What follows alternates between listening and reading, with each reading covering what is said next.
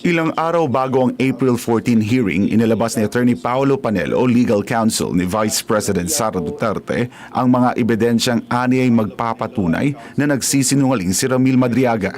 Ayon kay Panelo, hawak na ng komite ang kanilang complaint affidavit at mga ebidensya. Sa kabila nito, patuloy pa rin umanong itinuturing si Madriaga bilang mahalagang testigo. Itong complaint affidavit ni VP Sara and the evidence that I just presented to you, that's all available to the House Justice Committee. And yet, when they talk about Ramil Madriaga, they talk about him like he's the smoking gun, he's the missing link to all of this, when really we think he's the weakest link. So we're not gonna, as counsel for the perjury case, we're not gonna stop them from self-destructing their case by inviting Madriaga to testify. Iginiit ni Attorney Panelo na mahina ang kredibilidad ni Madriaga. Ayon sa kanya, hindi ito makatutulong sa kaso laban sa Vice Presidente. Dagdag pa niya, walang patutunguhan ang kaso kung si Madriaga ang magiging sentro nito. He's like a Trojan horse entering the city of Troy, except that VP Sara has nothing to do with him.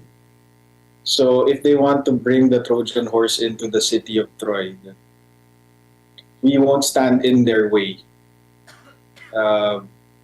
Yeah, wala talagang patutunguhan to kapag si Madriaga naging sentro ng kaso nila laban kay VP Sara. Binalaan din ni Attorney Panelo na maaring malantad ang tunay na motibo sa likod ng testimonya ni Madriaga.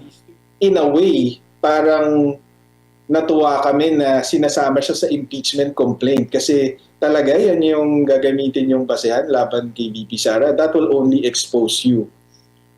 Expose this entire process as a political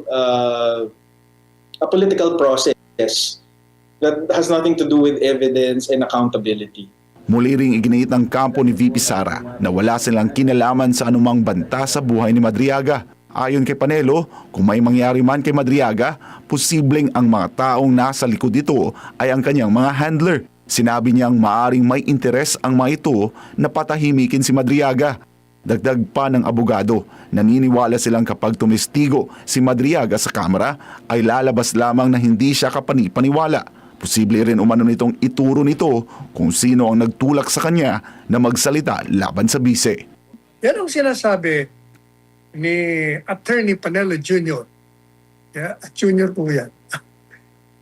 Tama ko yun kasi gaya na sinasabi niya, itong testigo nyo, napaka hinang testigo sapagkat yung kanyang mga pahayag ay sirang-sira sa pamamagitan ng ibang mga testigo laban sa kanya na pulos kasinungalingan.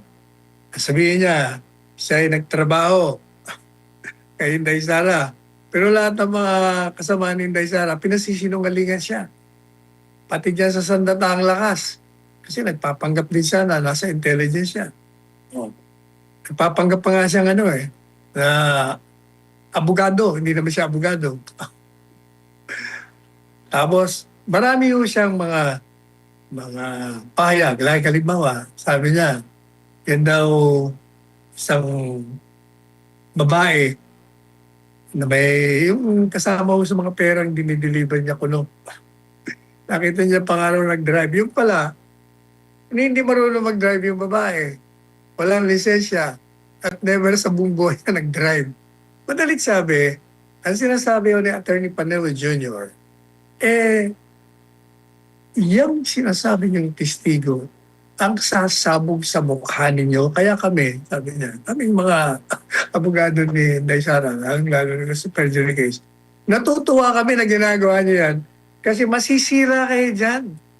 Sirang-sira kayo dyan, kaya hindi namin kayo pipigilan. Kaya sinasabi niya na nangangaling bang buhay? Oh, definitely. Kami pa magbabantay niyang buhay kasi gusto namin na isalang niya yan para maihayag sa buong mundo ang kasinungalingan niyan. Yan, tama siya dyan.